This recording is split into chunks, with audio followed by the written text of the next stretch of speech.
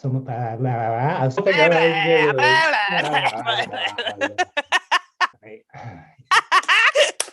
can only really think about what's in front of me, which is the street.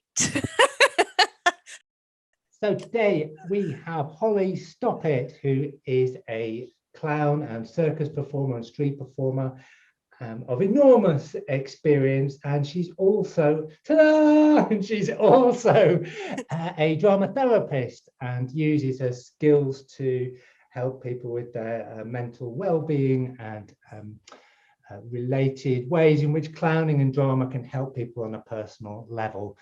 She's also founded Clownotherapy, which I'm sure is something we'll get into discussing. So Holly, welcome. Hi, Andrew. Hi. Hello, hello, hello. Good to see you. I've seen you on video before. I'll put some links to others of your talks. Lovely to talk to you in person. Oh, nice to see you. I've had a look at your website. I know all about you. Isn't that weird? Isn't that weird? Online world, you sort of know a fair amount about someone before you actually. I think that it gets weirder the longer you go before you've told somebody that you've Googled them. I try to get it in really early, like, hello, I've Googled you. Yeah, because get it otherwise done. it just gets really weird because you're like, actually, I know that about you and I know that about Yeah, you. yeah. Just declare it all up front. Look, I know everything about you. Yeah, this is what I know. This is what I know. Yeah, interesting thing. Which can I do a magical segue into vulnerability there? Why There's not? something about like look, thinking about what we do in what I do in improv with people and what you do in clowning seems to be a lot about connection and look how much of ourselves we're allowed to be seen. And yeah, I'm really interested in your relationship to that. Might be a nice place to start. Like, what's your relationship to being seen, and how does that fit with clowning? Oh, yeah. I mean, I do really think that vulnerability is at the heart of it, a willingness to be seen, fully seen in all of it. And I think for me personally, it took me a really long time to allow myself to be fully seen.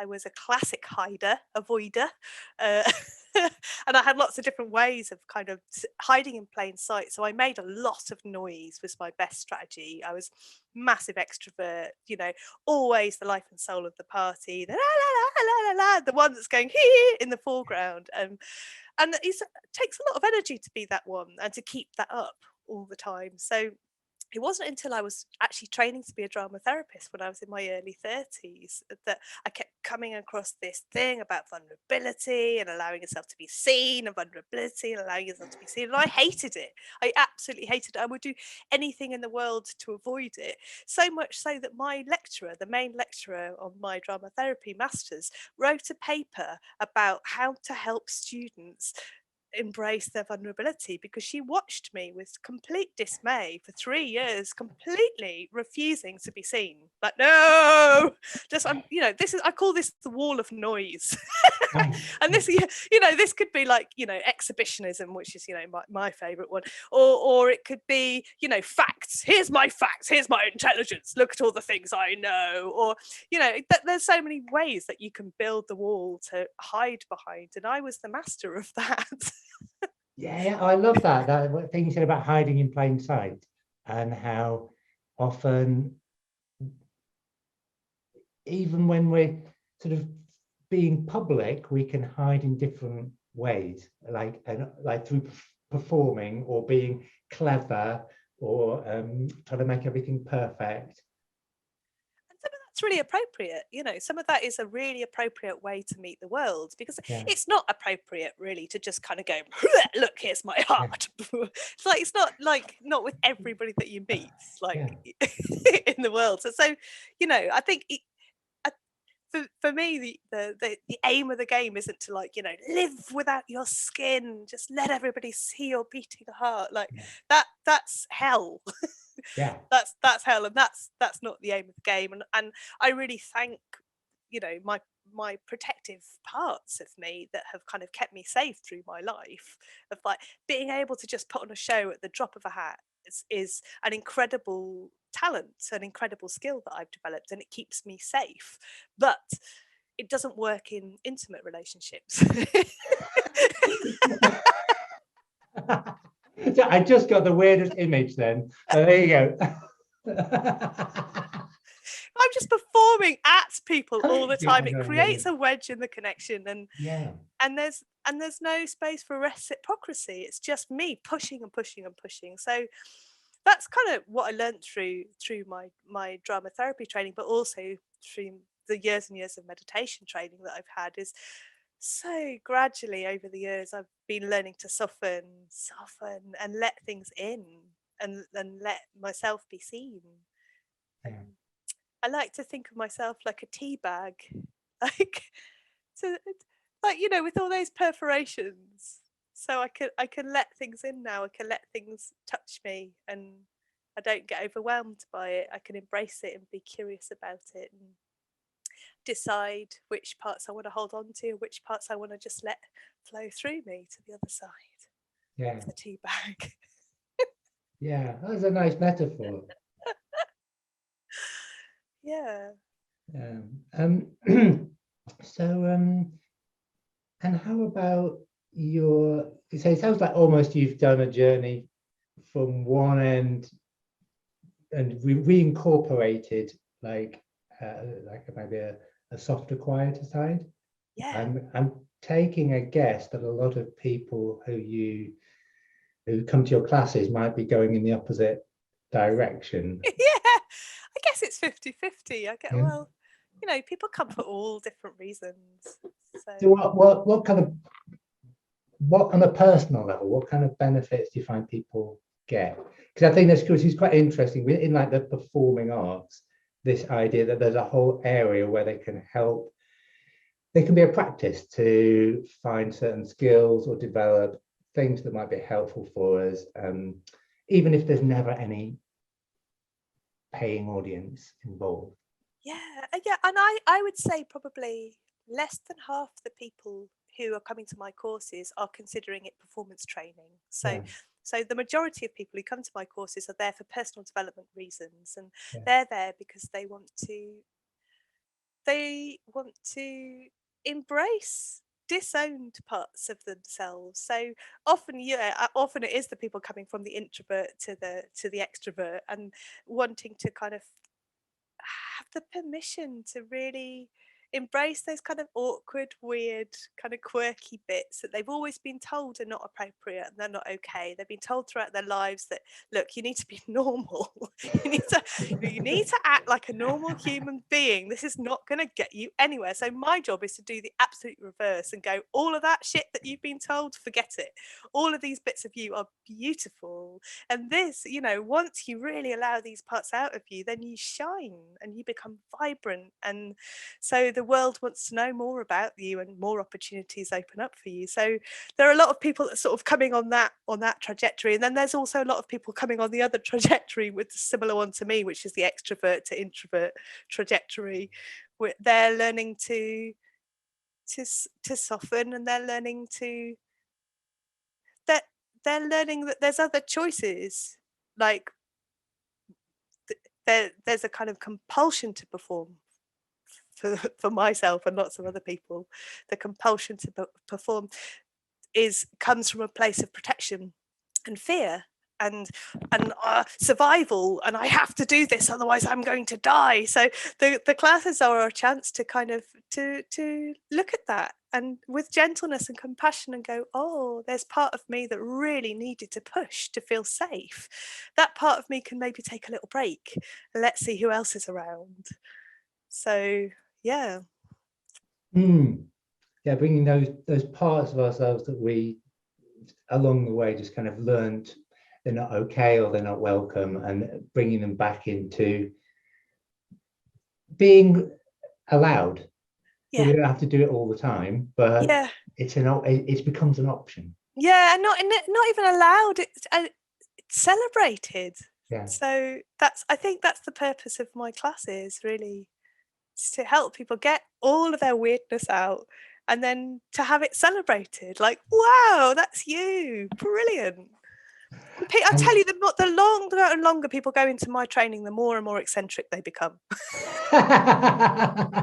They start wearing really odd clothes, and they do start dressing very funny, and they start doing the hair funny colours, and like, yeah, they do start making strange choices. Amazing.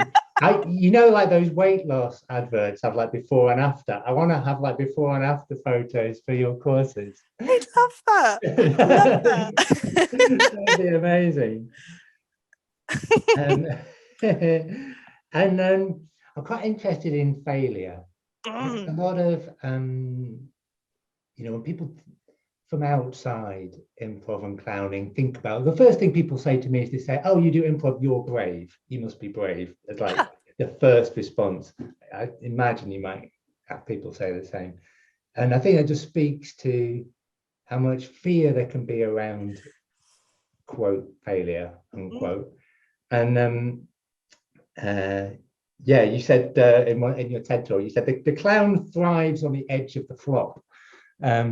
Yeah, so I wanted to speak to that, like clowning, failure, and yeah, I think that's, it's a big part of what I offer is resilience training. Actually, I offer a lot of tools for self-care and resilience, and also tools for connection, learning about how to connect deeply and intimately, and so that becomes our resource toolkit that we can then move out from. So I put as much time into that, the training resilience, as I do into performance training, and I think that's what's unique about my practice, is that I'm very much focused on resilience, resourcing, helping people learn the techniques that help them take care of themselves, so that then when they are approaching the clowning,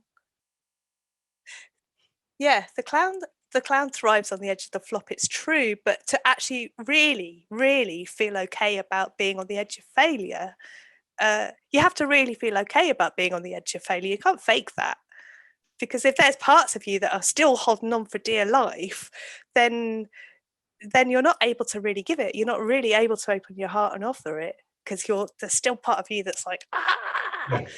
So there's a lot of practice of this letting go, and this happens within a safe space. So everything I do is within a sort of therapeutically held space with confidentiality and boundaries, and we build up our connections over the time that we're together, and people start to feel braver and braver through these connections, so that when we fail in front of each other, we're failing in front of our friends, we're failing in front of our peers, we're failing in front of, our buddies who are also failing.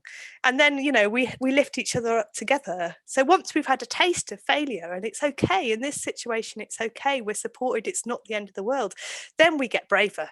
Then we can start taking that out into the world and failing galore. Yes. Because we've had the embodied experience of, I didn't die. Yes. And no, I did a terrible piece of clowning. It was some of the worst theatre that anybody has ever seen. Nobody laughed, but I didn't die. Yes. And people still accepted me. And I could still, have lunch with people. And, it wasn't the end of the world. So, yeah, definitely people get braver. Yeah. And you mentioned connection there. And I think there's a connection and trust that there's such healing things to be able to do something, for example, like to do a terrible piece of clowning and to not be rejected from the group. Everyone's still your friends. That's such a deep learning for most of us. And also, because there's connection, there's something about, we keep saying failure, but like kind of doing something, it doesn't work, or it's a bit weird or whatever. It's actually a very connecting, bonding thing sometimes, because people see the vulnerability and the weirdness, and that's what they love.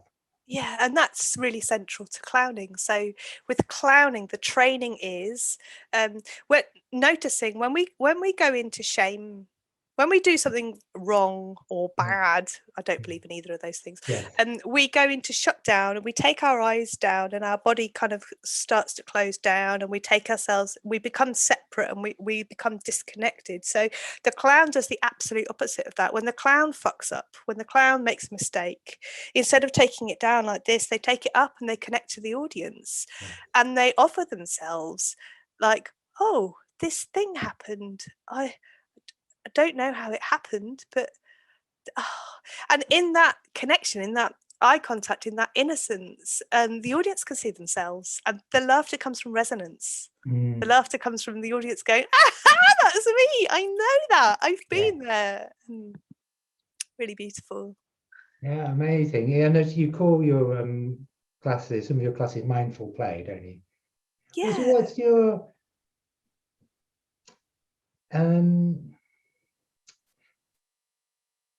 I think play is something that as adults is often looked down on, almost like it's not important. I don't know if you could speak to that. Yeah. I think it's my life's mission to really give people permission, everybody permission to play, because it feels so sad that plays has to end at the end of childhood. Like, who said that? Who Yes, said exactly. that? Yes, so you get to explore and be curious until age 12, then Oh, that's it's it, done. you're done.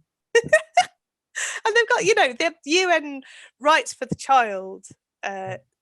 Play is very much stated in that. So play is a protected right for children, but it's not mentioned for adults. So apparently that's it. Yeah, we're just supposed to come on, pull up your socks, and we're not rewarded for our dreaming and our play and our wandering. We're not rewarded for that. We're rewarded for our successes and our, where's your accolade? Show me your medal. Show me your, like, that's what we're rewarded for, and that's what we get a pat on the back for. We don't get a pat on the back for, taking a bit of time out and going for a little walk in the park and feeding the ducks. Like, nobody's there going, well done. And like I feel like we're kind of conditioned by this society that wants us to achieve things of noteworthy remarkableness, and it's such a pity because all play is the stuff that happens in between, and it is actually often the stuff that will get us to creating these incredible things. But if we can't give ourselves permission to play at all, then the life that we live is very linear. It's very A to B, and there's not much discovery or not much adventure in there. And play is the way to adventure. And it feels, I found it time and time again. People come to my workshops, and in the first opening circle, we have an opening circle where everybody says hello and why I'm here because, and so many people in that opening circle say, look, I'm a bit too old for playing, or I'm not as bendy as I used to be, or I'm quite tired actually, or there's people come up with 1,000 excuses why play is going to be difficult for them.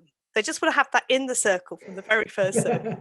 It's just established that this is not something like you all to know, play is going to be very hard for me. Yeah. And every time I teach my workshop, it's the same thing. I get these same things, and it's just it really makes my heart so sad that adults have become attached to this idea that they can't play. And my work is about helping people find play where they are. So you don't have to be young and fit and energetic to play. That's ridiculous. You can play exactly as you are in whatever way you can. So if your energy is low, so you find a small way of playing. So your energy is bouncing off the wall, so go for it. Really express yourself. And if you're tired, just play in your bed.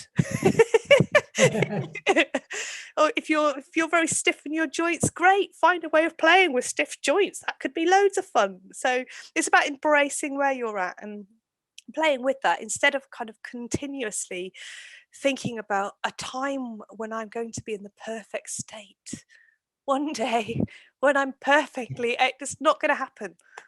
Yeah, totally, it's not going to happen. And I suppose on the social level, computers are better and better and better at performing automated processes. And actually what's really valuable, increasingly valuable, is coming up with things that are completely new, that aren't just continuing a set procedure that's been created in advance. I said that in a funny way, didn't I? But what I mean is like comparing like industrial age working of you have a job, you do the job. If you continually repeat the same action for 20 years, that's your job. Now robots do that, and increasingly they'll do it. And the real value is in what completely new things people can come up with through play. I suppose in business they'd call it innovation or something like that, but that thing that happens in an unscheduled manner.